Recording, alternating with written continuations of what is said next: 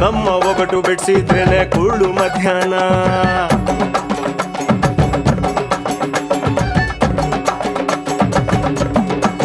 ಮಡಸಿಕೊಂಡರೆ ಮೊಗ್ಗದು ಹಿಗ್ಗಿ ನಿಲ್ಲುತ್ತಾ ಬಿಡಿಸಿಕೊಂಡಾಗ ಹೂವು ಇಲ್ಲ ವಾಸನೆ ಪರಿಮಳ ಹೇಳು ಉತ್ತರ ಕಾದು ನೋಡ್ತೀವಿ ನಾವು.